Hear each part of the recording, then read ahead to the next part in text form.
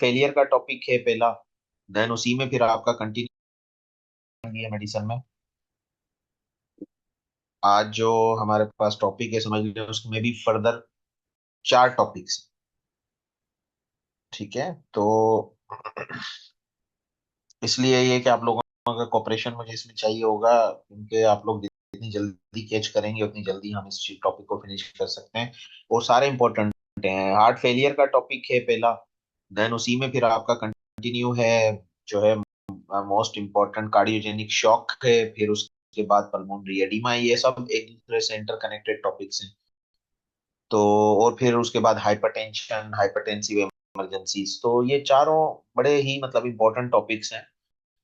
तो और रूटीन में हमारे पास हाइपरटेंशन तो इस वक्त इतना कॉमन है, आप लोगों को पता है कि hypertensive crisis, hypertensive urgency, emergency, क्या देना चाहिए क्या नहीं देना चाहिए। So it's a lengthy. 2 session तो समझ लें पक्के अभी हम लोगों को लग जाएंगे। ठीक है ना, और अल्लाह करे कि कंप्लीट हो। ठीक है, क्योंकि मेरा शो नहीं कर रहा, मैं चाहता हूँ कि आप लोग ऑब्वियसली कैच करें सारी चीजें। तो देन फिर इसको उसका फायदा है। एनीवे, बहरहाल I am just going to start today's topic.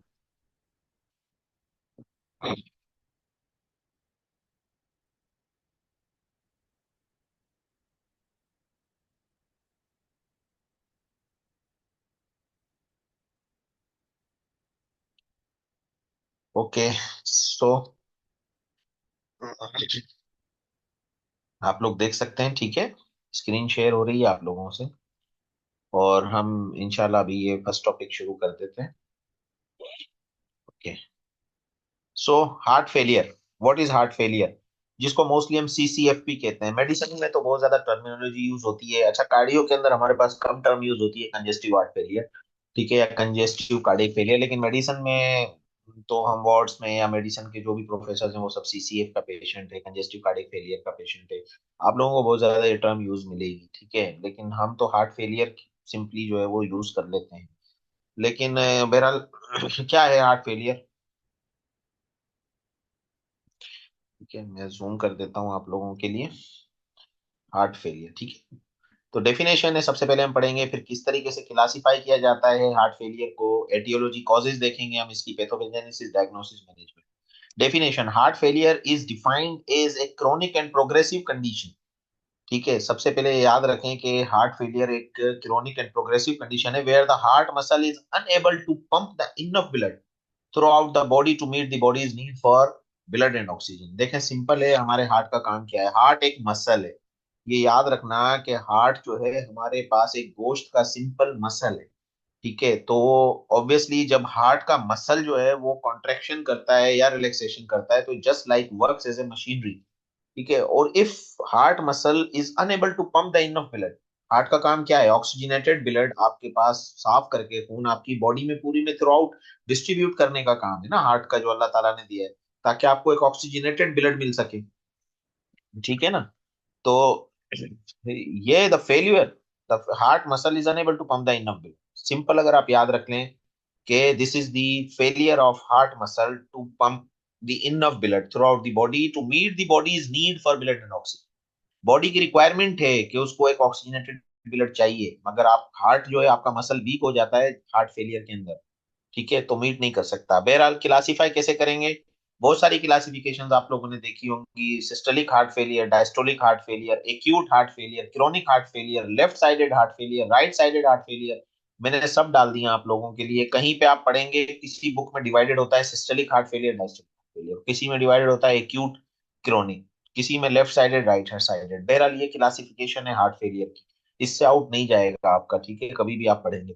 ठीक है, कॉजेज क्या हो सकते हैं। एम आई मायोकार्डियल इन्फार्क्शन, आपको पता है एक्यूट एम आई जिसको होता है, क्या हो सकता है उसके बाद, पट्टे कमजोर हो जाते हैं, कॉम्प्लिकेशन हो सकती है। ठीक है ना, अटैक के बाद एरिथमियास। एरिथमिया क्या है, एरिथमिया में इलेक्ट्रिकल एक्टिविटी आपकी हार्ट मसल्स के अंदर, जब एरिथमियास होते हैं डिफरेंट किस्म के, तो आपका जो हार्ट मसल है वो वीक हो जाता है। तो again heart muscle is weakened. जब हार्ट मसल वीक हो गया तो क्या होगा, obviously heart is not able to pump the enough blood to meet the body's requirement. Hypertension, hypertension में ऑब्वियसली क्या है, हाइपरटेंशन की वजह से क्यों होता है, हाइपरटेंशन भी जो है can lead to heart failure.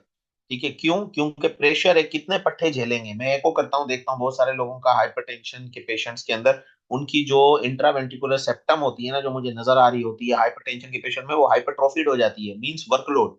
हम लोग बेसिक पढ़ते हैं कि हाइपरट्रोफी है, एट्रोफी है, ये सारी टर्म्स हम पढ़ते हैं। तो हाइपरटेंशन में पूरे जो है ना पट्टे पट्टों की सोजिश हो जाती है। तो जब पट्टियों की सोजिश हो जाएगी तो क्या होगा, हार्ट मसल वीक हो सकता है हाइपरटेंशन से। एनीमिया, भाई ब्लड चाहिए, ब्लड चाहिए हार्ट को, ठीक है। एनीमिया में जब ब्लड ही हार्ट को नहीं मिलेगा तो हार्ट बहुत ज्यादा पंपिंग कर करके थक जाएगा, ठीक है। जब थकेगा तो हार्ट फेलियर होगा। एथेरोस्क्लेरोसिस, आर्टरीज जो सप्लाई कर रही हैं, क्योंकि हार्ट एक खुद मसल है और उसको भी सप्लाई की नीड है। वो मसल भी तभी जिंदा है जब उसको खुद को ब्लड मिल रहा है, ठीक है। तो एथेरोस्क्लेरोसिस में क्या होगा, प्लेक आ जाता है, ठीक है ना, क्लॉट कोई आ जाएगा, प्लेक आ जाएगा, उसकी ब्लड सप्लाई बंद होगी and patient will go into heart failure. Infection होते हैं, मायोकार्डाइटिस, पेरिकार्डाइटिस, मैंने आप लोगों को पढ़ाए थे, वायरस जो है, virus can lead to infection. Infection है, ओबेसिटी, ओबेसिटी के पेशेंट्स के अंदर भी जो है it can occur as a complication, क्योंकि obesity is the mother of all disease. आप लोगों को पता है, जिसको ओबेसिटी होगी ऑब्वियसली उसको फिर हाइपरटेंशन भी होगी, मोस्टली डायबिटीज भी होगी, तो it can lead to directly और indirectly to heart failure.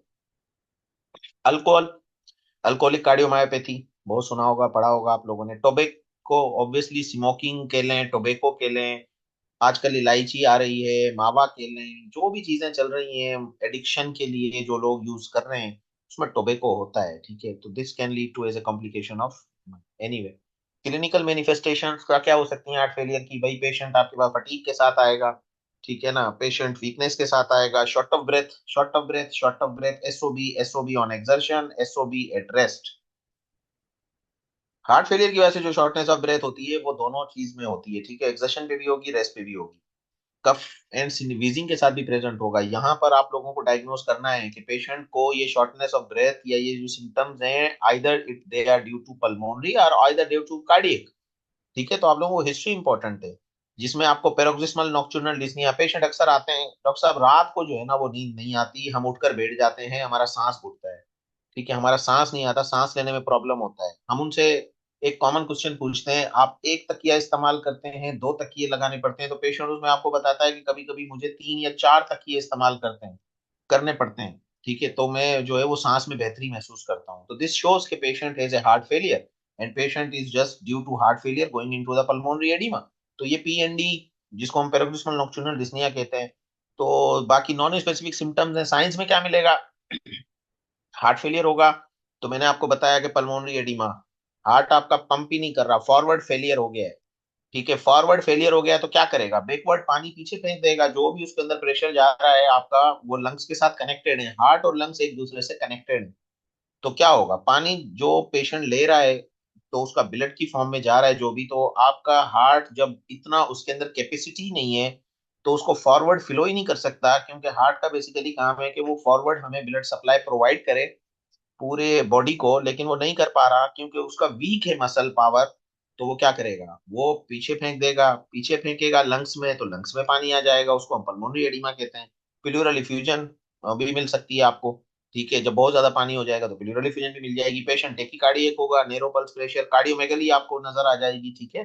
Peripheral oedema, patient बहुत सारे आते हैं, स्वेलिंग आ रही है, फीट पे स्वेलिंग आ रही है, तो उसमें हम क्या करते हैं, एको कराते हैं, देखते हैं कि दिल का पावर कितना है, जगुलर वेनस डिस्टेंशन या जेवीपी रेज होता है ये साइन।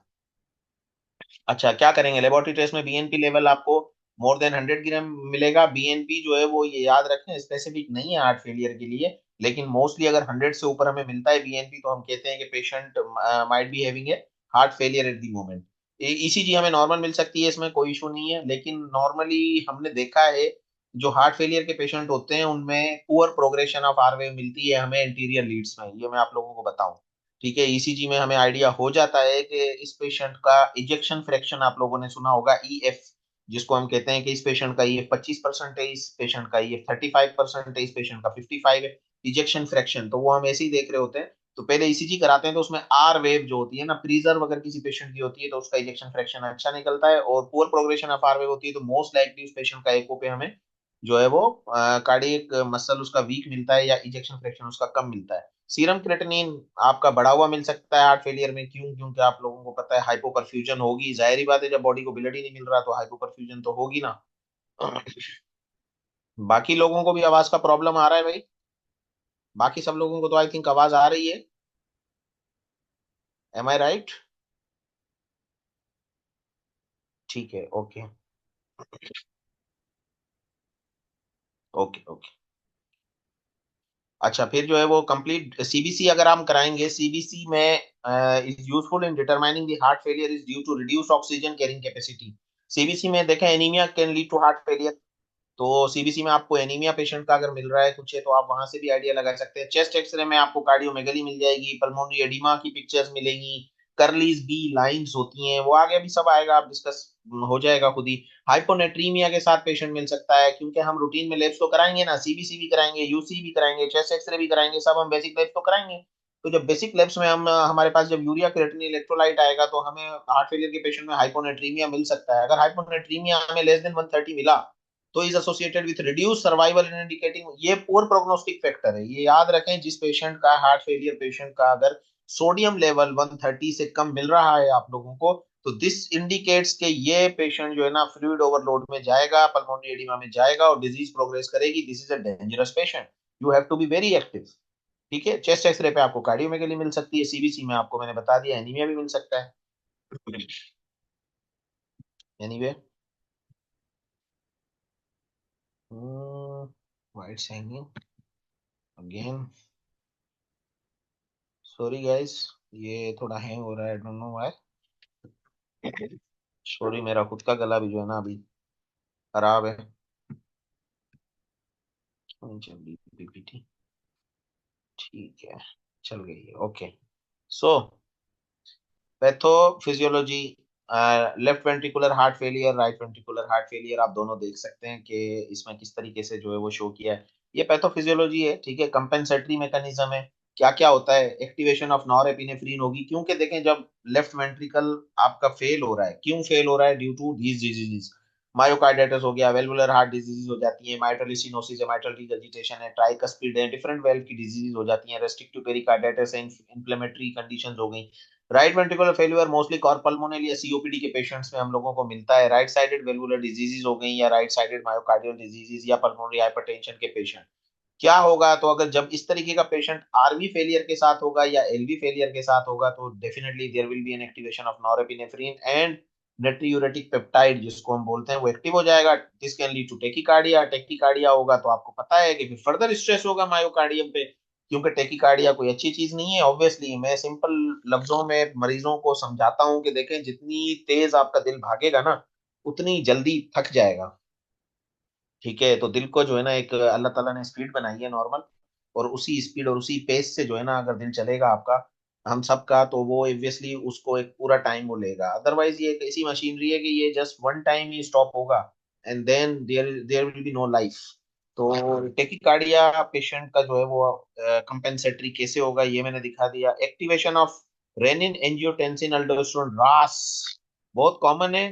रास, रेनिन एंजियोटेंसिन अल्डोस्टेरोन मैकेनिज्म, रास, हम सिंपल याद कर लेते हैं इसको कि ये रास सिस्टम एक्टिवेट हो जाता है। रास सिस्टम क्या करेगा, सोडियम और वाटर की रिटेंशन करेगा। सोडियम और वाटर रिटेन होगा तो अगेन पहले ही दिल में दम तो है ही नहीं ना, हार्ट फेलियर में दिल में दम है ही नहीं, वो क्या करेगा, वो ऑब्वियसली सोडियम वाटर रिटेंशन और ओवरलोड होगा, फ्लूइड ओवरलोड होगा जो हमें बचाना है। तो कंपेंसेटरी मैकेनिज्म्स के तहत जो है वो पेशेंट आपका फर्दर जो है वो कॉम्प्लिकेशन में जाता है। देखें, मायोकार्डियल कॉन्ट्रैक्टिलिटी, जोर लगाएगा दिल, ठीक है, कार्डियक लोड बढ़ेगा, सेल स्ट्रेचिंग होगी, कंपेंसेटरी हाइपरट्रोफिड हो जाएगी और डायलेटेड हो जाएगा आपका हार्ट एट दी एंड। ठीक है, डायग्नोसिस कैसे करेंगे, ईसीजी कराएंगे, चेस्ट एक्सरे कराएंगे, एको। एको बहुत इंपॉर्टेंट है, बहुत पेशेंट डायग्नोस करते हैं हम लोग। ठीक है, एको करके बहुत कंफर्म हो जाता है, ईसीजी पे आइडिया हो जाता है और एको पे कंफर्मेशन हमें हो जाती है हार्ट फेलियर की। ठीक है, heart catheterisation, angiography, blood test, ये फिर इस पर सिनेरियो हम कर सकते हैं। मैनेजमेंट कैसे मैनेज करेंगे भाई, नॉन फार्माकोलॉजिकल मैनेजिंग मैनेजमेंट है और फार्माकोलॉजिकल है। फार्माकोलॉजिकल आगे देखते हैं, लेकिन नॉन फार्माकोलॉजिकल बड़ी इंपॉर्टेंट है। कैसे मैनेज करेंगे ऐसे पेशेंट को, हार्ट फेलियर का पेशेंट जहाँ पे सस्पेक्ट किया आप लोगों ने। ठीक है, तो बेड रेस्ट तो खैर नहीं है ट्रीटमेंट, मगर consuming small but frequent meals. ठीक है, पेशेंट को, ऐसे पेशेंट बहुत पेट भर के खाना नहीं खा सकते। अगर वो बहुत पेट भर के खाना खाएंगे, बहुत ज्यादा पानी का इस्तेमाल करेंगे, ये याद रखिएगा। हम जो है वो पानी ऐसे पेशेंट्स को मना करते हैं, क्योंकि फ्लूइड ओवरलोड से बचाना है। Patient can go into pulmonary oedema. ठीक है, कॉम्प्लिकेशन हार्ट फेलियर की है ही यही कि पेशेंट पल्मोनरी एडिमा में जाता है। तो सोडियम और वाटर, बार बार मैंने आप लोगों को दिखाया कि रास सिस्टम जो है वो सोडियम और वाटर की ओवरलोड को बढ़ाता है। ठीक है, तो अगर हमने भी उसको सोडियम बाहर से दे दिया, पानी ज्यादा दे दिया, तो पेशेंट इसमें मैक्सिमम हम 1.5 लीटर तक, मतलब जिसके अंदर आपका दूध भी शामिल है, पानी वाली सारी चीजें शामिल हैं। ये याद रहे, ये नहीं है कि पानी मना कर रहे हैं हम पेशेंट को। हम पेशेंट्स को काउंसल करते हैं कि भाई आपको पानी वाली चीजें, जिसमें आपकी चाय, कॉफी, दलिया, दूध, जो भी आपको पानी वाली चीजें, सूप, यखनी, जो भी इस्तेमाल करना है उसका आप कैलकुलेट कर लें, बना लें। ठीक है, और वो आपको 6 गिलास से ज्यादा पूरे दिन में कंजम्पशन नहीं होनी चाहिए। और सोडियम हमें 2 to 4 ग्राम पर डे सारी चीजों में मिला के जितनी भी चीजें वो कंज्यूम कर रहा है। ठीक है, तो वो भी हमें सोडियम को भी रेस्ट्रिक्ट करना है, फ्लूइड को भी रेस्ट्रिक्ट करना है, स्मोकर है तो स्मोकिंग सेसेशन भी करनी है, और अल्कोहल इनटेक, ये तो सब मेजर्स हमें करने हैं। ठीक है, फार्माकोलॉजिकल मैनेजमेंट में क्या करेंगे भाई, बड़ी इंपॉर्टेंट इसके बड़े पैरामीटर्स हैं। कार्डियो के एडवांस लेवल्स पे तो हम लोग इसके 4 पिलर्स को याद कर लेते हैं जो हमें याद है, मगर आप लोगों के लिए बेसिक यही है कि ये AC inhibitors, diuretics, inotropic agents हम दे सकते हैं उस सूरत में जब पेशेंट फेलियर विथ शॉक हो, वो आगे डिस्कस करते हैं। बीटा ब्लॉकर्स, ठीक है ना, इसको और सिंपल भी हम याद कर सकते हैं, इसको एबीसीडी कर लें आप। ठीक है ना, एबीसीडी में आपके एआरबीज आ जाते हैं, ऐसे याद कर लें। बी से आपका बीटा ब्लॉकर आ जाता है। ठीक है, जो इंपॉर्टेंट है। अच्छा, इनके मोटिलिटी बेनिफिट हैं जो मैं आपको गिनवा रहा हूँ एबीसीडी में। ठीक है, कैल्शियम चैनल ब्लॉकर्स आ गए, आपके वेजोडाइलेटर्स आ गए, अल्डोस्टेरोन एंटागोनिस्ट, अल्डोस्टेरोन सिस्टम एक्टिव हो रहा है तो आप लोगों को क्या करना है, अल्डोस्टेरोन सिस्टम को ब्लॉक करना है। अल्डोस्टेरोन एंटागोनिस्ट कौन से होते हैं वो अभी आप देख लेंगे आगे।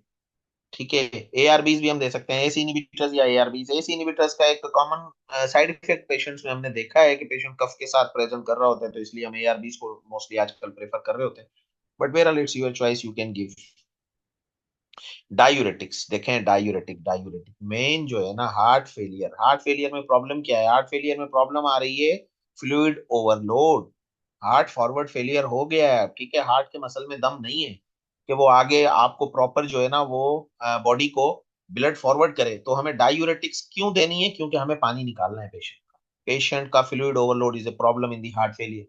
ठीक है, थायजाइड डायूरेटिक्स, हाइड्रोक्लोरोथायजाइड, मेटाजोलोन, क्लोरथेलिडोन, क्या करेगा, मैकेनिज्म आपके सामने है, हम लोग पढ़ते आए हैं। ब्लॉक सोडियम रिअब्सॉर्प्शन कैसे करता है थायजाइड डायूरेटिक। ठीक है ना, थायजाइड कब इनइफेक्टिव होगी, जब जीएफआर, यूरिया और क्रेटिनिन के साथ, आगा खान की लैब्स में अगर आप लोग ने देखा हो तो उसमें जीएफआर मेंशन होता है। ठीक है, यूरिया क्रेटिनिन आप ऑर्डर करेंगे लेकिन आगा खान आपको जीएफआर निकाल के देता है, वरना आप यूरिया क्रेटिनिन से इक्वेशन डाल के भी निकाल सकते हैं। ठीक है, बहरहाल, तो वो जीएफआर फॉल बिलो 30 to 40 अगर है तो फिर तो आपका इफेक्टिव नहीं होगी, प्रीलोड को कम करेगा। प्रीलोड को क्यों कम कर रहा है, क्योंकि हार्ट के अंदर जो इंफीरियर वेना केवा से ब्लड रिटर्न हो रहा है उसको प्रीलोड कहते हैं ना। तो जब हम प्रीलोड को कम करेंगे तो हार्ट के ऊपर दबाव नहीं आएगा। ठीक है, अगर आप प्रीलोड बढ़ा दोगे तो हार्ट को ज्यादा काम करना पड़ेगा। तो एडवर्स इफेक्ट्स क्या क्या है थायराइडोलिटिक के, हाइपोकेलीमिया है, हियरिंग लॉस है, hypercalcaemia, magnesium depletion, GIT, CNS. Loop diuretics, असल डायूरेटिक्स ये है जो हार्ट फेलियर में हम देते हैं। प्रैक्टिकली की बात कर रहा हूँ, जो प्रैक्टिकली हम लोग देते हैं, जिसमें आप लोगों ने बड़ा फेमस सुना होगा, लेसिक्स, लेसिक्स, लेसिक्स। ठीक है, फ्रूसामाइड, फ्रूसामाइड इज ए लेसिक्स। लेसिक्स का इंजेक्शन दे दो भाई। ठीक है ना, ये तो लेसिक्स का इंजेक्शन हम देते हैं फ्लूइड ओवरलोड को खत्म करने के लिए। ब्यूमेटानाइड है, टोसिमाइड है, ये भी सब यूज होते हैं, बट हमारे पास तो लेसिक्स बहुत कॉमन है ना।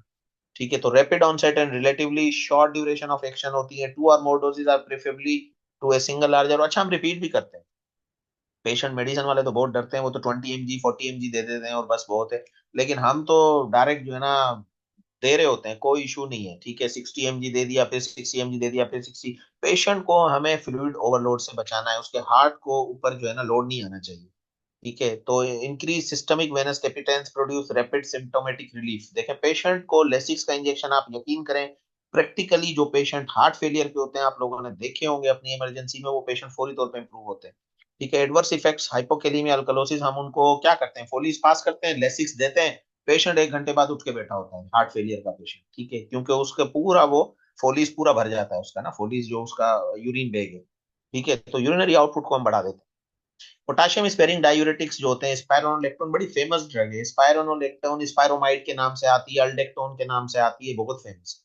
ठीक है, स्पाइरोनोलेक्टोन। तो ये क्या करेगी, ये अल्डोस्टेरोन सिस्टम को इनहिबिट करेगी। ठीक है, इनहिबिटर्स क्या है आप, रास सिस्टम, रास एक्टिव हो रहा था वहां पे, रेनिन एंजियोटेंसिन अल्डोस्टेरोन सिस्टम, रास सिस्टम।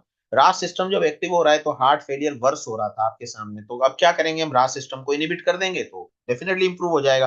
रास सिस्टम को कैसे इनहिबिट करेंगे, ठीक है, एसी इनहिबिटर्स भी है उसमें, कैप्टोप्रिल है, इनालेप्रिल है, लिसिनोप्रिल है। ठीक है, और एसी इनहिबिटर्स किस तरीके से काम करते हैं, ये रीमॉडलिंग काम करते हैं, रीमॉडलिंग। ये याद रहे कि हार्ट की रीमॉडलिंग के अंदर एसी इनहिबिटर्स का मोर्टेलिटी बेनिफिट है, बहुत सारे ट्रायल्स हैं इसके ऊपर, एसी इनहिबिटर्स या एआरबीज। ठीक है, मगर कहाँ पर मना है, एडवर्स इफेक्ट क्या है, हाइपोटेंशन। देखें पेशेंट का एक का प्रेशर वैसे ही कम है, तो डोज बड़ा आप लोगों को देख कर देना पड़ता है ऐसे पेशेंट्स में।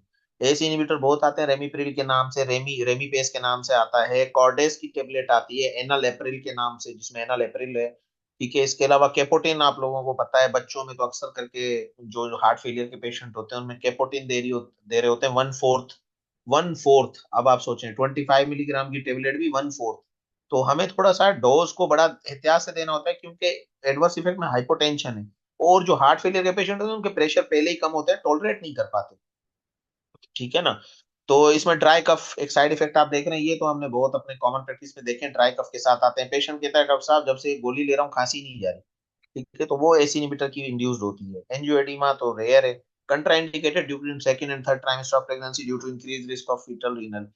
बहरहाल उसके बाद एंजियोटेंसिन इन रिसेप्टर ब्लॉकर, लोजार्टिन, एआरबी, बड़े फेमस हैं एआरबी, लोजार्टिन, लोजार के नाम से आती है, कैंडीजार्टिन, एडवांट, एडवांट आप लोगों को पता होगा उसके नाम से आती है, वेल्जार्टिन वेल्टेक के नाम से आती है। ठीक है, वेल्टेक आती है। और जो है वो आपका ये कैंडीजार्टिन तो मैंने आपको बताया इसमें। अच्छा, जो है ना, एक और फॉर्मूला में याद कर रहा था आप लोगों के लिए, कैंडीजार्टिन आती है, ट्राइटेस के नाम से भी आती है, सॉरी, और लोजार्टिन लोजार के नाम से भी है। तो एंजियोटेंसिन 2 ये क्या करेंगे, सेम फंक्शन है इनका, तकरीबन कंपेरेबल इफेक्ट है, आप देख सकते हैं एक स्लाइड में पढ़ सकते हैं, to AC inhibitors can be use in certain condition when AC inhibitor are contraindicated. Patient है कफ के साथ आ गया, कफ नहीं जा रही, तो क्या करेंगे, पेशेंट को स्विच करें एसी इनहिबिटर पर, देखें अंडरलाइन कॉज को ट्रीट करें, और उसके बाद आप इस पे आ जाएं, अपने एआरबी पे शिफ्ट कर दें पेशेंट को, पेशेंट की कफ चली जाएगी। ठीक है, एडवर्स रिएक्शन में अगेन हाइपोटेंशन है, ये कैंडीजार्टिन देखें 4 से 8 मिलीग्राम की गोली आती है। ठीक है, और टारगेटेड डोज इसका क्या है, 32 मिलीग्राम तक हम जा सकते हैं, लेकिन प्रैक्टिकली हम लोग इतना गए नहीं आज तक, हम लोग मैक्सिमम हमारे पेशेंट मैनेज हो जाते हैं 8 मिलीग्राम तक की। वेल्जार्टिन 40 मिलीग्राम से आप स्टार्ट कर सकते हैं, पेशेंट को ब्लड प्रेशर हो या ना हो, भले उसके लो प्रेशर हो, पेशेंट को ऐड करनी है एआरबी। ठीक है, टारगेटेड डोज देखें 160 मिलीग्राम तक जा सकते हैं आप वेल्जार्टिन। आइनोट्रोप्स क्या करते हैं भाई, हार्ट फेलियर के पेशेंट में आइनोट्रोप्स इंक्रीज करते हैं फोर्स ऑफ कंट्रैक्शन, और इंट्रासेलुलर कैल्शियम कंसंट्रेशन को बढ़ाएंगे। क्या कौन से आइनोट्रोप्स होते हैं, डिजिटलिस बड़ा फेमस है, डिजॉक्सिन, डिजॉक्सिन सुना होगा आप लोगों ने। ठीक है, डोbutamine है, उसके अलावा जो है एमरिनोन है, अब ये सारे एपीडी इनहिबिटर हैं। ठीक है, ये आगे डिस्कस करते हैं। डिजॉक्सिन क्या है, ये देखें, digoxin, digoxin inhibit sodium potassium ATPase pump which functions in the exchange of sodium for potassium ions। ठीक है, तो पॉजिटिव आइनोट्रोपिक इफेक्ट। ठीक है, ये पूरा मैकेनिज्म दिया हुआ है, और digoxin enhances the cholinergic activity which reduces the heart rate. क्या कर रहा है डिजॉक्सिन, आपका हार्ट रेट कम कर रहा है। क्यों कम कर रहा है, मैंने बताया, सिंपल याद रहेगा आप लोगों को कि जब हार्ट तेज भागेगा टेकिकार्डिया के साथ होगा तो हार्ट जल्दी थकेगा। ठीक है, तो एवी कंडक्शन, तो हम ऐसी ड्रग्स यूज करेंगे हार्ट फेलियर में जो पेशेंट के हार्ट रेट को कंट्रोल रखें। तो डिजॉक्सिन क्या कर रही है, reduces the heart rate and AV conduction and cholinergic activity। ठीक है, due to this time required for diastolic filling gets enhanced while the myocardial oxygen consumption is restart retarded. ठीक है, तो ये देखें डायस्टोलिक फिलिंग को उसको, क्योंकि पेशेंट आपका जो है वो टाइम बढ़ जाएगा, डायस्टोलिक फिलिंग उसकी अच्छी होगी, तो sympathetic outflow comprising renin aldosterone system is also decreased by digoxin. तो डिजॉक्सिन बड़ी इंपॉर्टेंट ड्रग है, पॉजिटिव आइनोट्रोपिक इफेक्ट है इसका, लेकिन इसका बेसिक मैकेनिज्म यही है कि इनहिबिट करती है सोडियम पोटेशियम एटीपेज को, which function in the exchange for sodium for potassium ion। Such blockage results in intracellular accumulation of sodium ion। Sodium और वाटर दो बेसिक मैकेनिज्म हैं हार्ट फेलियर में जो प्रॉब्लम करते हैं, इसलिए जो भी ड्रग्स यूज होंगी वो इन दोनों सिस्टम को ब्लॉक करने के लिए यूज होंगी। तो यहाँ पर डिजॉक्सिन ने सोडियम और पोटेशियम का पंप जो है वो ब्लॉक किया, ये समझ लिया। ड्रग रिएक्शंस क्या क्या हो सकते हैं डिजॉक्सिन के, nausea, vomiting, bradycardia, sexual dysfunction, neurological pain. Uses में क्या है, टेकियारिथमियाज में यूज कर लेते हैं क्योंकि हार्ट रेट स्लो करती है। तो साइड इफेक्ट भी ब्रेडिकार्डिया आ गया आपका, ठीक है, इसी वजह से। डोपामीन एड्रीनर्जिक एगोनिस्ट कौन से होते हैं? डोपामीन क्या है, डोबिटामीन क्या है? देखें, आइनोट्रोप्स डिस्कस कर रहे हैं हम लोग, ठीक है, ये याद रहे कि हम आइनोट्रोप्स में हैं। Dopamine act as a variety of receptor, dose dependent होता है, rapid elimination can be administered as a continuous infusion, stimulate beta adrenergic. ये बीटा एड्रीनर्जिक एगोनिस्ट भी कहलाते हैं, डोपामीन और डोबिटामीन, ठीक है ना। बीटा एड्रीनर्जिक हम फार्मा में पढ़ते थे, एगोनिस्ट और एंटागोनिस्ट। तो ये ऑब्वियसली एगोनिस्ट है, तो मींस ये पोटेंशिएट करते हैं एड्रीनर्जिक रिसेप्टर्स पर। तो ये एगोनिस्ट हैं, तो ये दोस्त हैं, ये समझ लें आप। ब्लॉकर तो आपको पता है, वो उसको हम एंटागोनिस्ट कहते हैं। Stimulate the beta adrenergic receptor and produces a positive inotropic, ये भी पॉजिटिव आइनोट्रोपिक रिस्पांस प्रोड्यूस करते हैं। Unlike the vasoconstriction seen with high doses of dopamine, dopamine produces a mild vasodilation. डोबिटामीन जो है ना, डोपामीन क्या है, डोबिटामीन जो है वो वेजोडाइलेटर भी है, रीनल वेजोडाइलेटर भी है, याद रहे, डोपामीन के कंपैरिजन, ठीक है।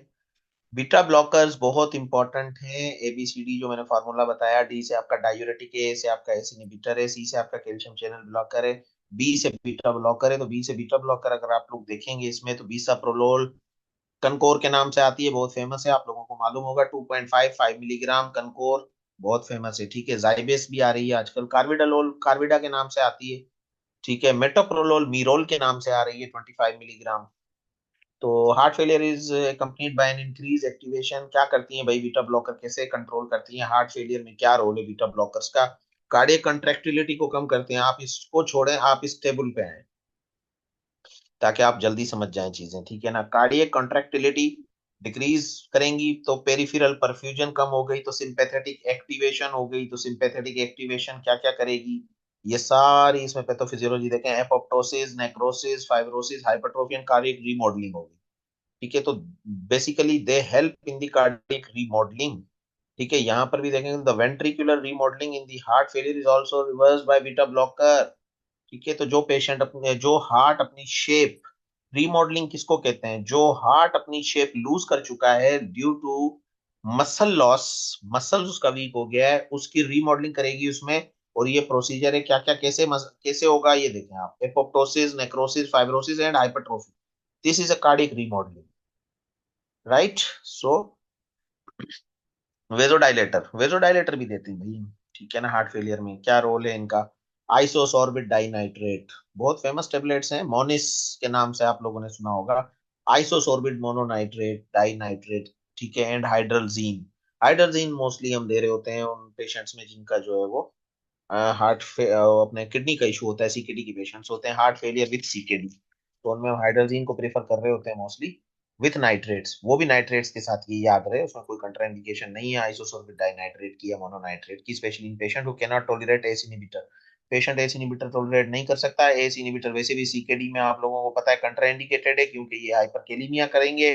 और तो इसलिए हम क्या करेंगे, सीकेडी के पेशेंट विथ हार्ट फेलियर में हम शिफ्ट करते हैं फिर हाइड्रोजीन को विथ नाइट्रेट्स, ठीक है। मोनिस के नाम से भी आती हैं, कार्डनेट के नाम से भी आती हैं, सस्टेक के नाम से भी आती हैं, ठीक है।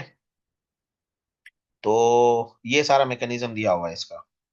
एनीवे, वेजोडाइलेटर, हाइड्रोजीन भी एक वेजोडाइलेटर है, रिलैक्स करेगा आर्टरीज को, ठीक है। Salt and water retention on prolong therapy, adverse reaction में ये है, लेकिन ये बहुत कम है, नहीं होता। Anyway, it directly relaxes the arteries and arteries, reducing the peripheral vascular resistance and preload. भाई प्रीलोड को कम कर रहा है, मींस हार्ट के ऊपर लोड कम कर रहा है। It also reduce after load, और उसके बाद जो हार्ट एकदम प्रेशर लगा के फॉरवर्ड फेलियर कर रहा है उसको भी कम करेगा। तो हाइड्रोजीन का बड़ा अच्छा रोल है। अच्छा भाई, फास्फोडाइस्टेज इनहिबिटर्स पे आ जाते हैं। फास्फोडाइस्टेज इनहिबिटर को सबसे पहले सोच लें, ठीक है, कहाँ पे पाए जाते हैं, ये PDE3 है, ठीक है। ये सबसे पहले आप लोग ये देखें, फास्फोडाइस्ट्रेज इनहिबिटर 3 है। फास्फोडाइस्ट्रेज जो है इनहिबिटर एंजाइम जो होते हैं, 5 भी होता है। 5 कहाँ पे होता है, पता है आप लोगों को? ठीक है, ये फास्फोडाइस्ट्रेज इनहिबिटर्स जो 3 है, इसकी एग्जांपल में लिखा हुआ है कि मिलरिनोन आपको आएगा या इनमरिनोन आएगा, ठीक है। ये क्या कहलाते हैं, फास्फोडाइस्ट्रेज इनहिबिटर्स। एक और भी फास्फोडाइस्ट्रेज इनहिबिटर्स होते हैं, कंफ्यूज नहीं होइएगा, इसलिए यहाँ पे क्लियर कर रहा हूँ। वो 5 होता है, ठीक है, वाइग्रा, सिल्डेनाफिल, ठीक है, वहां पे आप लोगों को फास्फोडाइस्टेज इनहिबिटर यही मिलेगा, मगर वहां 5 मिलेगा। ठीक है, जो 3 है वो found in cardiac and smooth muscle. This is an exam question. ठीक है, इनहिबिशन ऑफ फास्फोडाइस्टेज इनहिबिटर क्या होगा? ये साइक्लिक एमपी को बढ़ाएगा, वेसोडाइलेशन होगा, सो चैनल्स पर एक्ट करेगा, कैल्शियम चैनल्स पर, क्योंकि नॉर्मली फाउंड होता है इन cardiac and smooth muscles. Yes, sildenafil जवाब सही है, गुड, बिल्कुल सही कह रहे हैं। एनीवे, नाइट्रेट और नाइट्राइट्स में क्या डिफरेंस है? ठीक है, नाइट्राइट्स भाई पहले यूज होते थे, ठीक है, अभी तो यूज नहीं होते, नाइट्राइट्स बहुत पुराने हैं। और दोनों ही जो है ना, नाइट्रेट और नाइट्राइट्स हम केमिस्ट्री में पढ़ते थे, एक NO3 और एक NO2 है, नाइट्रेट NO3 है, और नाइट्राइट्स जो है वो आपके NO2 है। तो एनीवे, बहरहाल इस डिटेल में हम लोग नहीं जाते, लेकिन हम लोग ये देखते हैं कि दोनों वेजोडाइलेटर्स हैं। ठीक है, अभी जो आजकल यूज होते हैं वो नाइट्रेट्स यूज होते हैं। ठीक है, जिनको हम कहते हैं ग्लाइसराइल ट्राई नाइट्रेट हो गए, या एनजीसिड के नाम से टेबलेट आती हैं, क्यों? क्योंकि वो सब वेजोडाइलेशन वेजोडाइलेशन वेजोडाइलेशन करती हैं। किस मैकेनिज्म के थ्रू करती हैं? This is the mechanism. ठीक है, कैल्शियम चैनल ब्लॉकर्स, ये भी हम एंजाइना में देते हैं, और इवन हार्ट फेलियर के पेशेंट में भी दे सकते हैं। ठीक है, वेरापामिल, डिल्टियाजेम, निफ्डिपिन। ठीक है, केलान एसआर के नाम से टेबलेट आती है, वेरापामिल आइसोप्टिन के नाम से आती है, नेफ्डिपिन जो है, नाइफ्डिपिन भी आपकी आती है, निमोडिपिन या नेफ्डिपिन जिसको हम कहते हैं। ठीक है ना, तो ये आती है एडालेट एलए के नाम से। नाइफ्डिपिन आप लोगों ने देखा होगा ब्लड प्रेशर में, कैल्शियम चैनल ब्लॉकर्स में, एडालेट एलए। ठीक है, तो उस नाम से भी बड़ी चलती है ये। It blocks the calcium channel and prevent the entry of calcium into cell, thereby prevent the contraction and arterial dilation. ये भी वेरिफिकेशन का काम करती है बेसिकली। तो अल्डोस्टेरोन रिसेप्टर एंटागोनिस्ट कौन कौन से हैं? स्पाइरोलेक्टोन, स्पाइरोमाइड बहुत फेमस है। ठीक है, ये स्पाइरोलेक्टोन, ये पोटेशियम स्पेयरिंग डायूरेटिक है। ठीक है, और इसका मोटिलिटी बेनिफिट है, मैं आप लोगों को क्लियर कर दूं कि इसका मोटिलिटी बेनिफिट है, स्पाइरोमाइड या अल्डेक्टोन के नाम से आप लोग देखेंगे, ये आप लोगों को प्रेस्क्रिप्शन में मिलेगी। इसका बहुत अच्छे इफेक्ट्स हैं। 3 टाइप्स ऑफ इफेक्ट्स हैं। डायूरेटिक इफेक्ट है, जो कि मोस्ट नोटेबल फ्लूइड रिटेंशन, ये डायूरेटिक के तौर पे भी काम करेगी। Increase level of aldosterone are present, क्योंकि रास सिस्टम को इनहिबिट करेगी, रेनिन एंजियोटेंसिन सिस्टम को इनहिबिट करेगी। राइट, इसका साइड इफेक्ट एक है, हाँ, पेशेंट हमने देखे हैं, पेशेंट आते हैं गायनिकोमेजिया के साथ हमारे पास, मेल्स के अंदर खास तौर पे। ठीक है, मेल्स के अंदर, तो एक साइड इफेक्ट है इसका स्पाइरोनोलेक्टोन का, जो कुछ पेशेंट हमारे पास आते हैं, यहाँ शायद मेंशन भी नहीं है, लेकिन मैं आप लोगों से शेयर कर रहा हूँ। गायनिकोमेजिया इसका साइड इफेक्ट है, और वो पेशेंट आते हैं तो उनको फिर हम स्विच करते हैं, दूसरी एप्लीरोन के नाम से आती है, उस पर शिफ्ट करते हैं। अच्छा, ये स्टेजिंग है हार्ट फेलियर की, स्टेज ए, स्टेज बी, सी, डी, 4 स्टेजेस में हम डिवाइड करते हैं। स्टेज ए में जो है ना, patient is at risk of heart failure but without structural heart disease. कोई पेशेंट को प्रॉब्लम नहीं है, कुछ नहीं है, सिर्फ रिस्क पर है। तो और सिम्टम्स ऑफ हार्ट डिजीज, तो जो भी patient hypertension, atherosclerotic, diabetic, obesity, या जिसको फैमिली हिस्ट्री है, तो वो स्टेज 1 तो वैसे ही हो गए, भले उनको कोई सिम्टम हो या ना हो, आप देख सकते हैं। ठीक है, तो रिस्क फैक्टर्स के साथ जो भी पेशेंट हैं, वो स्टेज में ए में तो वैसे ही चले गए। ठीक है, तो उसके लिए क्या करेंगे? ये कंट्रोल करना है, और क्या करना है? बस structural heart disease but without sign और सिम्टम। अब स्ट्रक्चरल हार्ट डिजीज तो निकल आई है पेशेंट को, पेशेंट विद प्रीवियसली एमआई के साथ था, अब एमआई हो गया, तो अब पेशेंट भले सिम्टम फ्री हो, ठीक है, भले उसका हार्ट फेलियर की आपको ना मिले सिम्टम्स, लेकिन पेशेंट स्टेज बी में आपका आ गया, एक दफा एमआई हो गया, या कोई भी हाइपरट्रोफी हो गई, या लो रिजेक्शन फ्रैक्शन के साथ, या कोई वेलुलर डिजीज के साथ डायग्नोज हो गया, तो उसमें आपको एंटी फेलियर ट्रीटमेंट देना पड़ेगा। स्टेज सी में structural heart disease with prior symptom, stage C में सिम्टम्स भी आ जाएंगी। डिफरेंस क्या है इनमें? वो एक रिस्क फैक्टर्स पर है, एक आपका जो है स्टेज बी, अगर आप देखेंगे तो वो प्रीवियसली उसको एमआई हो गया, स्ट्रक्चरल हार्ट डिजीज आ गई, मगर साइन सिम्टम नहीं है। स्टेज सी में साइन सिम्टम आ गए हैं। स्टेज डी में refractory heart failure requiring specialized intervention. अच्छा भाई, specialized intervention, patient who are marked symptom at rest despite maximally, आपने फुल थेरेपी दे दी पेशेंट को, एंटी फेलियर ट्रीटमेंट मैक्सिमाइज कर दिया, पेशेंट अभी भी सिम्टम फ्री नहीं है। बहुत सारे ऐसे पेशेंट हैं। ठीक है, और पेशेंट को आप डिस्चार्ज भी नहीं कर सकते, क्योंकि पेशेंट का सिक लुक है। तो ऐसे पेशेंट को जो है वो फिर हार्ट ट्रांसप्लांटेशन, स्टेज डी वाला पेशेंट तो हार्ट ट्रांसप्लांटेशन के लिए ही जाएगा। ठीक है, या एलिवेट थेरेपी होती है एक, हम मैकेनिकल हार्ट ट्रांसप्लांट का अगर आप लोगों ने सुना हो, तो उसमें जाएगा, लेकिन ये बहुत ही स्पेशल इंटरवेंशन नीडेड होती है स्टेज डी में। ठीक है, तो कार्डियोजेनिक शॉक, यहाँ तक हमारा एक टॉपिक कंप्लीट हुआ है। आई होप कि आप लोगों को क्लियर हुआ होगा। अभी हम कंटिन्यू करेंगे सेकंड सेशन आप लोग ज्वाइन करेंगे, 2 से 3 मिनट में कंप्लीट होगा। ठीक है, 2-3 मिनट हमारे पास रह गए हैं स्क्रीन पे जो मेरे पास आ रहे हैं। तो हम सेकंड 3 टॉपिक समझ लें और हैं अभी। तो यहाँ तक क्लियर है आप लोगों को? क्लियर हुई चीजें?